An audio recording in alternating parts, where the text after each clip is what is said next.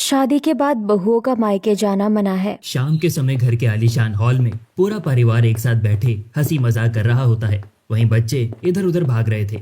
तभी पिंटू अपनी दादी से कहता है, दादी जी, आज मम्मी ने जो हलवा बनाया है ना, वो एकदम लाजवाब है। मुझे तो मजा ही आ गया खाकर। हाँ दादी, पिंटू भैया सही कह रहे हैं। मम्मी और चाची मिलकर जब रसोई में होती है तो खुशबू पूरे मोहल्ले में फैल जाती है। मेरे बच्चों को खाना पसंद आया, ये जानकर मुझे बहुत खुशी हुई। भाभी, आप लोगों ने तो सच में भाई लोगों की किस्मत चमका दी है।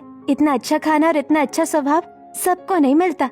अरे नताशा, इसमें हमारी क्या खूबी? ये तो आप सबका प्यार है जो हमें इतना अच्छा बना देता है। पल्लवी, तू जब से इस घर में आई है, समय का पता ही नहीं चला कि कब गुजर गया और कब तूने सबको अपना बना लिया है। हाँ मम्मी जी, मैं हूँ ही ऐसी। मेरी मम्मी पापा और भैया भी मुझसे यही कहा करते थे कि तू जहाँ भी जाएगी सबको खुश रखेगी। पल्लवी की बात सुनकर अचानक से सुमन का चेहरा उतर जाता है। तभी आरती, क्या हुआ देवरानी जी, आपका चेहरा अचानक ऐसे क्यों उतर गया? कुछ नहीं जेठानी जी, बस ऐसे ही। इतना कहकर सुमन बिना कुछ कहे वहाँ से उठकर अपने कमरे की तरफ चली जाती है और अपने कमरे में आकर बिस्तर पर बैठकर रोने लगती है। तभी कैलाश कमरे में आकर सुमन से कहता है, तुम वहाँ से अचानक उठकर क्यों आ गई हो सुमन? सब लोग मस्ती कर रहे थे और तुमने रंग में भंग डाल दिया। आपको तो पता ही है कि मेरी माँ कितनी बुजुर्ग हो चुकी है। वो अपनी अंतिम सांसें गिन रही है और मुझे बार बार याद कर बुला रही है, पर मुझे पता है कि मुझे वहाँ कोई जाने ही नहीं देगा। हाँ, तुम मायके नहीं जाओगे। तुम्हें अच्छी तरह पता है ना कि इस घर की बहुएं मायके नहीं जा सकती। तभी पल्लवी, कविता, रीना और रामलाल सुमन और कैलाश के कमरे के दरवाजे के बाहर आकर खड़े हो जाते हैं और उनकी सारी बातें सुन लेते हैं। तभी पल्लवी, चाची जी, क्या हुआ? आप अचानक यहाँ क्यों आ गई? क्या कोई परेशानी है चाची? हमें बताइए ना। कुछ नहीं हुआ है, तुम सब लोग यहाँ से जाओ। वहीं पल्लवी और कविता के फोर्स करने पर सुमन कहती है, मुझे अपने मायके जाना है, मेरी माँ बीमार है। सुमन, तुम्हें पता है ना कि इस घर के उसूल क्या है? कोई मायके नहीं जाएगा। बहू, आरती सही कह रही है। इस घर की बहुएं मायके नहीं जाती, यही इस घर की मर्यादा है। पर पापा जी, ये कैसा नियम है? अभी तो सब मस्ती के मूड में थे, अचानक मायके का नाम सुनकर सब इतना भड़क क्यों गए? छोटी बहू, तू अभी नहीं है तो ज्यादा सवाल करने की जरूरत नहीं है। जो कहा गया है उसे मान। घर के सभी बुजुर्गों के चेहरे सख्त हो जाते हैं और वहीं बहुओं के उदास। जिसके बाद सभी अपने अपने कमरों में चले जाते हैं। ऐसे ही रात होती है। फिर सभी लोग डाइनिंग टेबल पर खाना खाने के लिए बैठ जाते हैं। तभी पिंटू कहता है, मम्मी, आप कुछ बोल क्यों नहीं रही और आपका चेहरा इतना उतरा हुआ क्यों है? पापा, क्या मम्मी को किसी ने डांटा है? सब इतना चुप क्यों है? बच्चों, चुपचाप खाना खाओ, बड़ों की बातों में नहीं बोलते। क्या बात है, आज सबके चेहरे क्यों उतरे हुए हैं? क्या खाना अच्छा नहीं बना? माँ जी, मुझे पता है कि बहुओं के चेहरे क्यों उतरे हैं। अच्छा, मुझे भी पता है कि बहुओं के उतरे हुए चेहरे कैसे खिलाने हैं, उन्हें कैसे खुश करना है। अरे कैसे? तुम ऐसा क्या करने वाले हो रामलाल?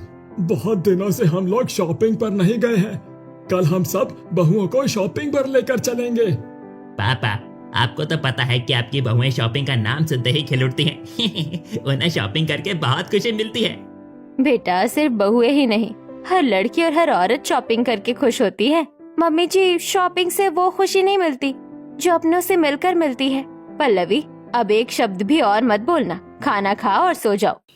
ऐसे ही रात बीतती है और अगले दिन सुबह पूरा परिवार शॉपिंग पर जाने की तैयारी कर घर के बाहर खड़ा हो जाता है। वहीं आरती घर के दरवाजे पर ताला लगा रही होती है। तभी पल्लवी कविता से कहती है, कविता दीदी, वो देखो ऊपर, हमारे घर के बाहर इतने सारे सीसीटीवी कैमरे क्यों लगे हैं? हाँ पल्लवी, लगे तो बहुत पहले से हैं। वाह, घर वालों को हमारी सिक्योरिटी का कितना कंसर्न है। सच में कितना ख्याल रखते हैं हमारा। देवरानी जी, ये कैमरे हमारी सेफ्टी के लिए नहीं बल्कि किसी और पर्पस से लगाए गए हैं। कौन सा पर्पस दीदी? मुझे समझ नहीं आया। समय आने पर सब समझ जाओगी, अभी बस जो हो रहा है उसे देखो। तभी रामलाल आवाज देते हुए कहता है, अरे बहुओं, आपस में बातें ही करती रहोगी या मार्केट भी चलोगी? गाड़ियां तैयार हैं। जिसके बाद सभी गाड़ियों में बैठकर शॉपिंग मॉल पहुंच जाते हैं। वहीं पूरा परिवार मॉल के अंदर खड़ा होता है। तभी रामलाल कहते हैं, जिसे जो खरीदना है खरीद लो, आज कोई रोक टोक नहीं है। हाँ बहुओं, कंजूसी मत करना, अपनी पसंद की सारी चीजें खरीदना और प्राइस टैग की चिंता बिल्कुल मत करना। बहुओं, इसके बाद तुम्हें गहने भी खरीदने हैं। अरे वाह दादी, आज इतनी मेहरबानी किस लिए? अरे बहू, मैं अपनी जमा पूंजी अपनी छाती पर थोड़ी लेकर जाऊंगी, यही छोड़ कर जाऊंगी। अरे दादी, इतनी जल्दी आपको मरने नहीं देंगे। अभी तो आपको आपके परपोते की शादी वादी भी तो देखनी है। तुम लोग बातें ही करोगी या शॉपिंग भी शुरू करोगी? मॉल बंद होने का समय हो जाएगा। इतना सुन सभी लोग शॉपिंग करना शुरू कर देते हैं। वहीं तीनों बहुएं अपने लिए सुंदर साड़ियां, चप्पलें और ज्वेलरी पसंद करती हैं। जिसके बाद सभी एक बड़े से होटल में डिनर करने के लिए जाते हैं। वहीं खाना ऑर्डर करने के बाद समीर कहता है, यहाँ का खाना बहुत मशहूर है। इतना कहते ही थोड़ी देर में खाना आ जाता है। सभी लोग खाना खाने लगते हैं। तभी पल्लवी कविता से कहती है, देखिए कविता दीदी, हमारे सास ससुर हमारा कितना ख्याल रखते हैं, हमसे कितना प्यार करते हैं। हाँ देवरानी जी, प्यार तो बहुत करते हैं, हमारा बहुत ख्याल भी रखते हैं, बस एक चीज को छोड़कर। आप बार बार उसी तरफ इशारा क्यों कर रही हैं दीदी? पल्लवी के इतना कहते ही सभी खाना खत्म करके घर लौट आते हैं। ऐसे ही हंसते खेलते एक महीना बीत जाता है और फिर एक शाम पल्लवी अपने कमरे में उदास बैठी होती है। ये देखकर आकाश, क्या हुआ पल्लवी, तुम इतनी उदास क्यों लग रही हो? क्या किसी ने कुछ कहा है क्या? नहीं आकाश, किसी ने कुछ नहीं कहा, बस मुझे मम्मी की बहुत याद आ रही है। चलो ना मम्मी के घर चलते हैं, मेरा बहुत मन घबरा रहा है। नहीं, तुम मम्मी के यहाँ बिल्कुल नहीं जाओगी, मैंने मना किया है ना। क्यों? तुम इस बात पर इतना भड़क क्यों रहे हो? सिर्फ मिलने ही तो जाना है। शादी के बाद इस घर की बहू का मायके जाना मना है और तुम भी नहीं जाओगी, यही आखिरी फैसला है, समझी ना? क्यों? इसका रीजन क्या है? आखिर मायके क्यों नहीं जा सकती इस घर की बहुएं? रीजन जानने की कोई जरूरत नहीं है, मैंने जितना कहा है बस उतना सुनो और कुछ नहीं। आकाश गुस्से में कमरे के बाहर चला जाता है। पल्लवी वहीं बैठकर रोने लगती है। ऐसे ही कुछ दिन और बीत जाते हैं। पल्लवी गौर करती है कि ससुराल वाले हर चीज में बहुत अच्छे हैं, पर मायके का नाम आते ही पत्थर बन जाते हैं। और फिर एक दिन पिंटू अपनी माँ से कहता है, मम्मी सुनो ना, स्कूल में गर्मियों की छुट्टियां शुरू होने वाली है, चलो ना नानी के घर चलते हैं। बेटा, इस घर में बात करना बेकार है, जाना तो मैं भी चाहती हूँ, लेकिन तेरे दादी दादा जाने नहीं देते। वहीं उधर चिंटू अपनी माँ से, पर क्यों माँ? बगल के कमरे में चिंटू भी अपनी माँ रीना से अपने नाना घर जाने की जिद कर रहा होता है। मम्मी, मामा का फोन आया था, वो पूछ रहे थे कि हम कब आ रहे हैं। चिंटू, तुम चुप क्यों नहीं होते? कितने बार कहा है कि अभी नहीं जा सकते?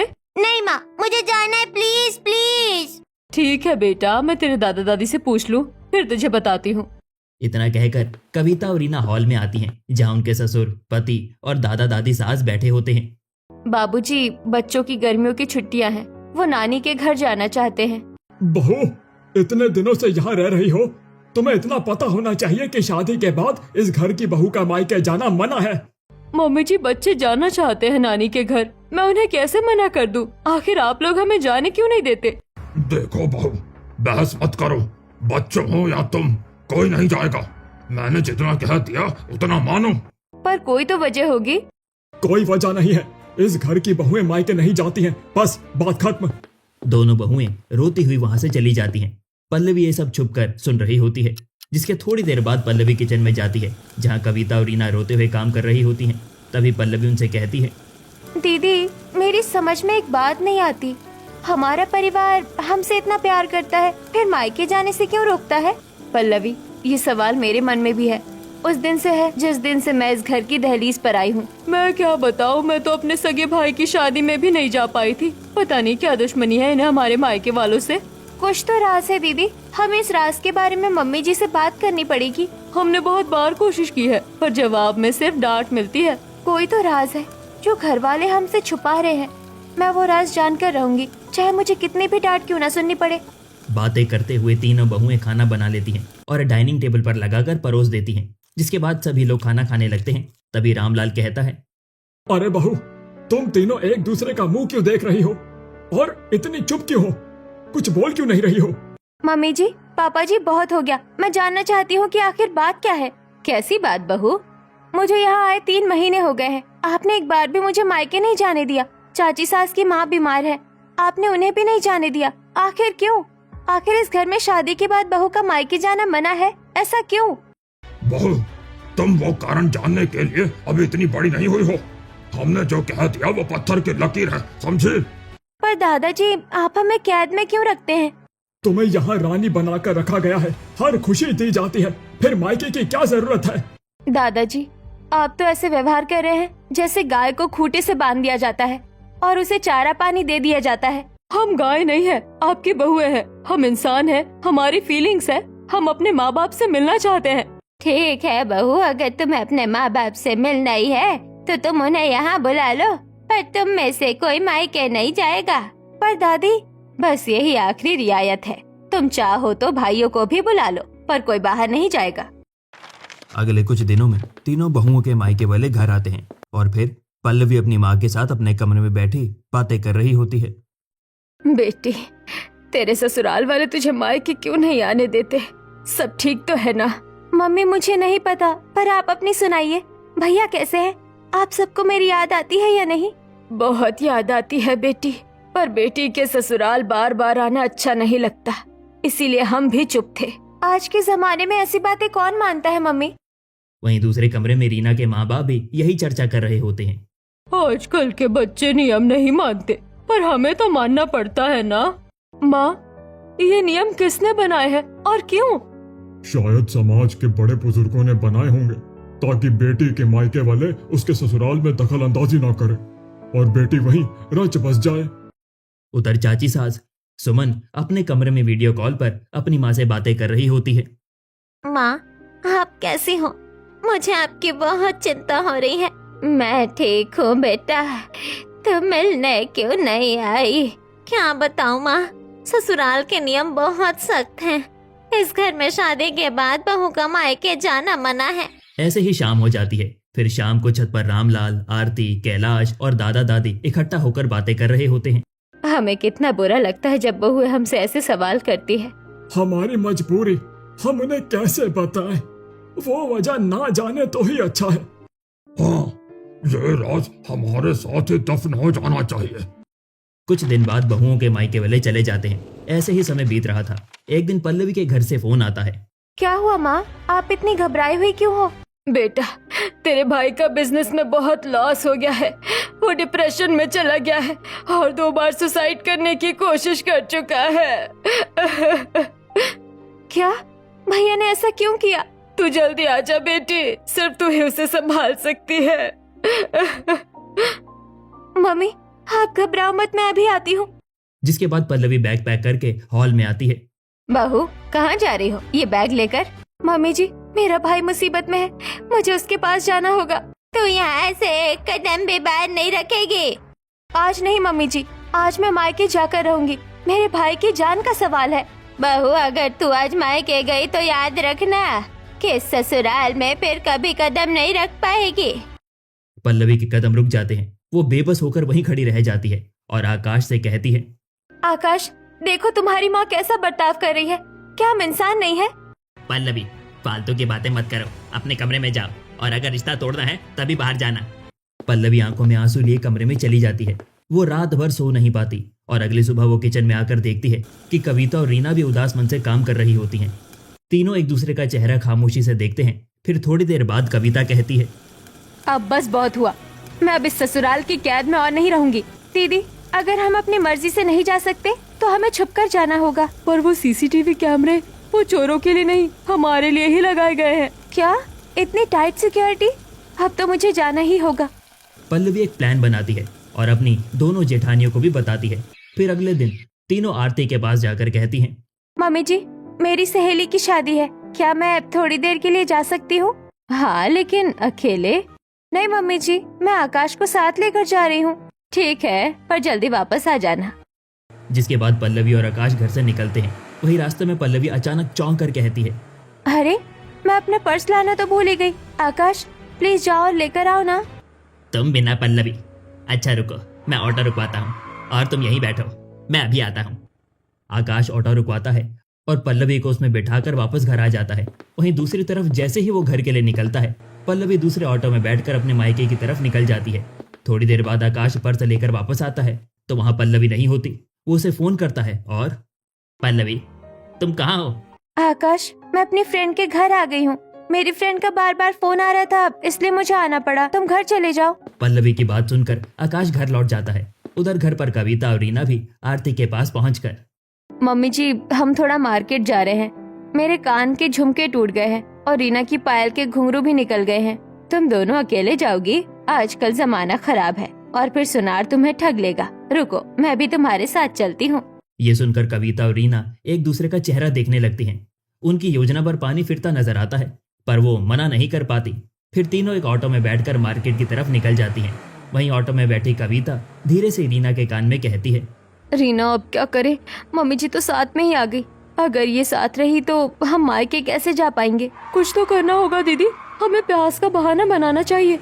ऑटो मार्केट के पास पहुंचता है। तभी रीना गला पकड़कर खांसने का नाटक करते हुए कहती है, भैया जरा ऑटो रोकना, मुझे बहुत तेज प्यास लगी है, गला सूख रहा है। जैसे ही ऑटो रुकता है कविता और रीना उतर जाती हैं। आरती भी उतरने की कोशिश करती है, पर कविता उसे रोकते हुए कहती है, मम्मी जी आप बैठिए, भीड़ बहुत है, आप परेशान हो जाएंगी। हम बस उस सामने वाली दुकान से पानी पी कर आते हैं।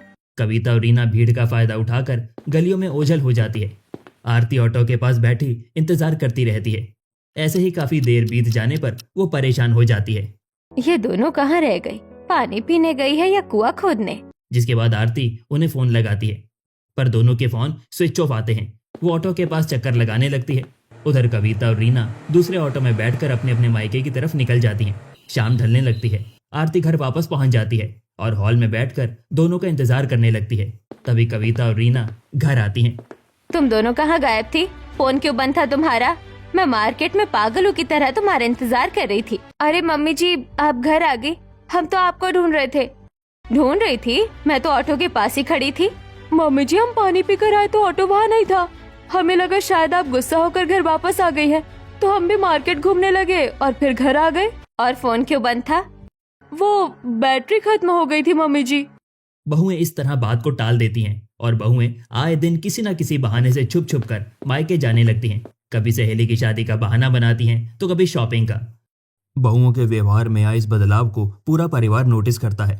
वे अब घर के कामों में भी बहुत खुश रहती हैं। और फिर एक दिन पड़ोस वाली आंटी घर आकर कहती है, अरे आरती बहन, तुम्हारी बहू आजकल बहुत ज्यादा खुश नजर आ रही है, क्या बात है? उन्हें मायके जाने की परमिशन मिल गई है क्या? नहीं बहन, परमिशन तो नहीं मिली है, पर लगता है कि उन्होंने इस बात को एक्सेप्ट कर लिया है कि अब हम उन्हें मायके नहीं जाने देंगे। ऐसे ही एक शाम तीनों बहुएं बालकनी में खड़ी होकर नीचे देख रही होती हैं, जहां नीचे गली में एक लड़की अपनी मायके आई हुई अपनी माँ से गले मिल रही थी। पल्लवी उसे देखकर कहती है, दीदी देखो वो कितने खुश नसीब है, अपनी माँ से मिलने के लिए उसे कोई झूठ नहीं बोलना पड़ा। हाँ पल्लवी, अगर हमारे ससुराल वाले भी हमें मायके जाने की इजाजत दे देते तो हमें ऐसे चोरों की तरह छुपकर अपनी माँ से मिलने नहीं जाना पड़ता। सही कहा, हमें अपने ही अपनों से मिलने के लिए गुनहगारों की तरह व्यवहार करना पड़ता है। ये कैसा प्यार है हमारे ससुराल वालों का। वहीं गोमती पीछे खड़ी उनकी सारी बातें सुन लेती है। वो गुस्से से कांपते हुए हॉल में आकर सभी को आवाज देकर बुला लेती है। गोमती की आवाज सुनकर पूरा परिवार हॉल में इकट्ठा हो जाता है। क्या हुआ मम्मी? आपने पूरा आसमान सिर पर के उठा लिया है।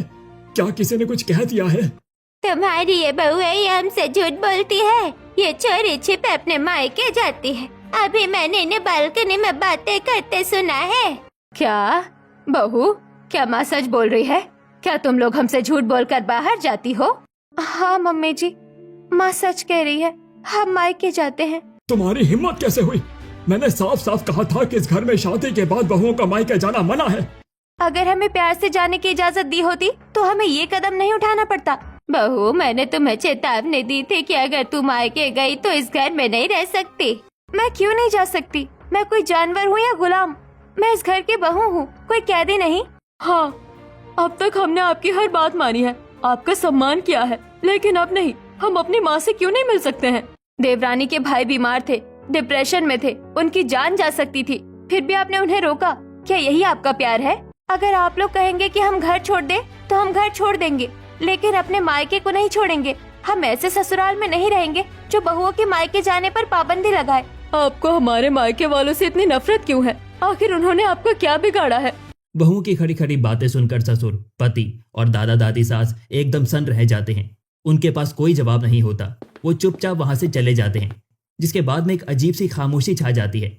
अगले कुछ दिनों तक घर के मर्द बहुओं से बात नहीं करते। और फिर एक दिन घर के आंगन में बहुएं अपनी चाची सास के साथ बैठी थी। तभी पल्लवी कहती है, चाची जी आप तो कुछ बोलिए, घर के सब लोग ऐसे चुप क्यों हैं?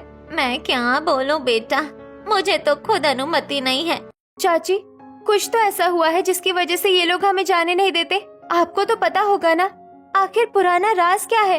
पल्लवी की बात सुनकर सुमन एकदम खामोश हो जाती है और कहती है, मुझे कुछ नहीं पता पल्लवी, मुझे अपना काम करने दो। चाची रुकिए, आप डर क्यों रही हैं? क्या वो राज इतना भयानक है? सुमन वहां से बिना कुछ कहे चली जाती है और फिर पल्लवी कहती है, दीदी अब हमें पड़ोसियों से बात करनी पड़ेगी, शायद उन्हें कुछ पता हो जो घर वाले हमसे छुपा रहे हैं। हाँ, मोहिनी आंटी यहाँ बहुत सालों से रहती है, उन्हें जरूर कुछ पता होगा। तीनों बहुएं छुपकर मोहिनी आंटी के घर पहुंचती हैं। वहीं मोहिनी उन्हें देखकर हैरान रह जाती है। अरे बहू, तुम तीनों यहाँ आओ आओ बैठो, चाय पियोगी? नहीं आंटी, हम चाय नहीं पियेंगे, हमें आपसे कुछ जरूरी बात करनी है। आंटी हमारे ससुराल वाले हमें मायके क्यों नहीं जाने देते? क्या उनके साथ पहले कुछ बुरा हुआ था? ये सुनकर मोहिनी का चेहरा अचानक गंभीर हो जाता है। फिर वो कहती है, बहू ये बहुत पुरानी और कड़वी बात है, मैं सोच रही हूँ कि बताऊँ या ना बताऊँ। आंटी प्लीज बताइए, हमारी जिंदगी का सवाल है। ठीक है, सुनो, तुम्हारे ससुर रामलाल जी के 4 भाई थे। सबसे बड़े भाई की शादी बहुत धूमधाम से हुई थी, उनकी पत्नी बहुत सुंदर थी। नरेंद्र की पत्नी का गृह प्रवेश हो रहा होता है। सभी लोग बहुत खुश थे। 2-3 दिन तक सब ठीक चल रहा होता है, लेकिन चौथे दिन ही पायल और नरेंद्र का झगड़ा हो जाता है। और फिर पायल अपना बैग पैक करके हॉल में आकर अपने सास ससुर से कहती है, मेरी नरेंद्र से नहीं पटने वाली है, इसीलिए मुझे यहाँ रहना भी नहीं है, मैं अपने मायके जा रही हूँ। ये तुम क्या कह रही हो बहू? पति और पत्नी में तो झगड़ा होता ही है, इसका ये मतलब नहीं कि पत्नी उठकर मायके चली जाए। हाँ बहू, तुम्हारे ससुर जी सही कहते हैं, इस तरह झगड़ा करके मायके जाना अच्छी बात नहीं है। पति और पत्नी का झगड़ा आपस में सुलझ जाए तो वही बेहतर होता है। मुझे ये सब कुछ नहीं पता, मैं अपने मायके जा रही हूँ, बस बात खत्म। ऐसा कहकर पायल मायके चली जाती है। कुछ दिनों बाद नरेंद्र उदास रहने लगता है और फिर अपने माता पिता के समझाने पर वो पायल के मायके जाकर उसे मनाकर वापस घर ले आता है। लेकिन कुछ ही दिनों बाद पायल फिर से नरेंद्र से झगड़ा करके अपने मायके चली जाती है। अब तो वो बार बार झगड़ा करके अपने मायके जाने की बात करती है। हमेशा की तरह आज भी पायल झगड़ा करके अपनी माँ को फोन करती है और कहती है, मुझे इस घर में घुटन होती है, मम्मी मैं वापस आ रही हूँ। ऐसा कहकर फिर से पायल अपने मायके चली जाती है। फिर वो जब कुछ दिन बाद मायके से लौटती है तो घर में कलेश शुरू कर देती है। ऐसे ही एक दिन वो अपने पति से झगड़ा करते हुए कहती है, देखो तुम मुझसे ज्यादा सवाल जवाब मत किया करो, नहीं तो मैं अभी मायके चली जाऊंगी। पायल, ये तुम बार बार मुझे मायके जाने की धमकी क्यों देती रहती हो? आखिर पति हूँ मैं तुम्हारा, मेरा सम्मान करना तुम्हारा फर्ज बनता है। ये क्या पति पति लगा रखा है? तुम मेरे पति हो इसका मतलब ये नहीं कि मैं तुम्हारी गुलाम हूँ। और हाँ, मेरे पास सोने की कोई जरूरत नहीं, अपना बिस्तर उठाओ और बाहर जाकर सो जाओ। बेचारा नरेंद्र अपना बिस्तर उठाता है और सोफे पर जाकर सो जाता है। उसके माता पिता को ये देखकर अच्छा नहीं लगता, लेकिन वो चुप रहते हैं। ऐसे ही कुछ दिन और बीत जाते हैं और एक दिन किचन में गोमती से उसका झगड़ा हो जाता है। फिर वो हॉल में आती है तो रामलाल उसे कहता है, बहू जरा एक गिलास पानी देना। अपनी पत्नी से कहो, वो आपकी पत्नी है, मैं नहीं। मैं यहाँ नौकरानी बनकर नहीं आई हूँ। तभी उसका पति नरेंद्र वहां पर आ जाता है और ये सब देखकर अपनी पत्नी को डांट देता है। जिसके बाद पायल अपनी माँ से फोन करके कहती है, हाँ माँ, मैं कल ही आती हूँ, यहाँ मेरा दम घुटता है। ऐसा कहकर वो दूसरे दिन ही अपने मायके चली जाती है। धीरे धीरे पता चलता है कि उसका मायके में किसी और के साथ अफेयर था। वो अपने पति को तलाक का नोटिस भेज देती है और फिर एक दिन घर पर पोस्टमैन नोटिस देकर जाता है। रामलाल वो नोटिस खोलकर पढ़ता है और कहता है, ये क्या है? तलाक के पेपर? बहू ने ये क्या कर दिया? होगा क्या, अब कोर्ट कचहरी के चक्कर काटने पड़ेंगे और खानदान की इज्जत नीलाम हो जाएगी। पिताजी, पायल ने मुझे तलाक का नोटिस क्यों भेजा? मुझे समझ नहीं आता। पता नहीं मेरे प्यार में क्या कमी रह गई थी जो उसे कोई और पसंद आ गया और उसने बार बार अपने मायके जाकर मुझसे रिश्ता ही तोड़ दिया। भला इसमें मेरी क्या गलती थी? नहीं बेटा, इसमें तेरी कोई गलती नहीं थी। ये तो पायल की बदनसीबी है कि तेरे जैसे पति की भी उसने कदर नहीं की। कुछ दिनों बाद दोनों परिवार कोर्ट में आमने सामने होते हैं। पायल अपने ससुराल वालों पर झूठा इल्जाम लगाते हुए कहती है, जज साहब, ये लोग मुझे मारते पीटते हैं, मेरी सारी ज्वेलरी छीन ली और मुझे घर से निकाल दिया। अब मुझे मेरे पति और ससुराल वालों का जुल्म बर्दाश्त नहीं होता, इसीलिए मुझे सिर्फ तलाक चाहिए। नरेंद्र, तुम जैसे लोगों की वजह से ही आज हमारे समाज से लोगों का शादी पर से विश्वास उठता जा रहा है। तुम्हें अपनी पत्नी पर इस तरह जुल्म करते हुए शर्म आनी चाहिए। ऐसा कहकर जज तलाक अप्रूव कर देता है। नरेंद्र अपनी सफाई देने की बहुत कोशिश करता है, लेकिन कोई उसकी नहीं सुनता। नरेंद्र ये सदमा बर्दाश्त नहीं कर पाता और घर आकर, माँ, पिताजी, पायल ने दुनिया के सामने मुझ पर झूठा इल्जाम लगाकर मुझे बदनाम कर दिया है। मुझे सदमा बर्दाश्त नहीं हो रहा। ऐसा कहकर नरेंद्र अपने कमरे में चला जाता है और पंखे से लटक कर खुदकुशी कर लेता है। वहीं पूरे परिवार पर दुखों का पहाड़ टूट पड़ता है। मोहिनी की बात सुनकर तीनों बहुओं की आंखों में आंसू आ जाते हैं। फिर मोहिनी कहती है, बस उसी दिन से तुम्हारे दादा ससुर और ससुर ने कसम खा ली कि इस घर की कोई भी बहू मायके नहीं जाएगी। उन्हें लगता है कि मायके जाने से बहुएं बिगड़ जाती है। इतना बड़ा दर्द, हमारे सास ससुर इतना बड़ा जख्म अपने दिल में दबाकर बैठे थे और हम उन्हें गलत समझ रहे थे। हमें उनके पास जाना होगा, उन्हें समझाना होगा कि हर बहू एक जैसी नहीं होती। तीनों बहुएं रोती हुई अपने घर वापस आती हैं, जहां हॉल में पूरा परिवार उदास बैठा होता है। पल्लवी दौड़कर आरती के गले लग जाती है और कहती है, मम्मी जी, हमें माफ कर दीजिए। हमें नहीं पता था कि हमारे आने से पहले इस घर में इतनी बड़ी ट्रेजेडी हुई थी। तुम्हें सब पता चल गया? हाँ मम्मी जी, हमें पता चल गया कि आपने अपना एक बेटा खोया है, इसलिए आप हमें मायके जाने से मना करते थे। पर मम्मी जी, हर इंसान एक जैसा नहीं होता, हर बहू वैसी नहीं होती। माँ जी, ससुराल से रिश्ता जुड़ने के बाद मायके से रिश्ता खत्म तो नहीं हो जाता ना। हम वहाँ इसलिए नहीं जाते कि आपकी बुराई करें। बहू, तुम्हें जो करना है करो, हमें अब कोई सफाई नहीं चाहिए। रामलाल वहां से उठकर चले जाते हैं। बहुएं समझ जाती हैं कि घाव बहुत गहरा है। वो हार नहीं मानती। 1-2 महीने और बीत जाते हैं। बहुएं अब अपनी बगावत तेज कर देती हैं। बस बहुत हो गया। तुम लोग अपनी मन मर्जी कर रही हो। हम कुछ बोलते नहीं तो इसका मतलब ये नहीं है कि तुम मायके में ही पड़ी रहोगी। दादाजी, एक बात बताइए, हम मायके जाते हैं, वहाँ से आने के बाद क्या आपको हमारे व्यवहार में कुछ बदलाव दिखता है? बदलाव कैसा? क्या हम घर आकर कलेश करते हैं? क्या हम आपका अनादर करती है? नहीं, वो तो तुम नहीं करती। तो फिर अपनी तरह हमें भी मानिए ना, हम भी इंसान हैं। अगर आपको लगता है कि हम गलत हैं, तो आज के बाद हम मायके से रिश्ता तोड़ देंगे। ना मायके जाएंगे, ना किसी से बात करेंगे। बहुएं विरोध स्वरूप अपने कमरों में चली जाती हैं। अब वे घर का काम तो करती हैं, पर किसी से बात नहीं करती। उनके मायके से फोन आते हैं, पर वो उठाती नहीं। ये देखकर आरती कहती है, बहू, तुम्हारे मायके से फोन आ रहा है, बात क्यों नहीं कर रही? मम्मी जी, मैंने मायके से नाता तोड़ दिया है। मुझे नहीं पता वहाँ क्या हो रहा है और वो मुझे जानना भी नहीं। पर ऐसा क्यों? तुम्हारी माँ परेशान होंगी। आप लोग यही चाहते थे ना, तो यही सही। अब हमें किसी से कोई मतलब नहीं है। बहुओं की बात से आरती को अपनी गलती का एहसास होने लगता है। वो देखती है कि बहुएं अंदर ही अंदर घुट रही होती हैं।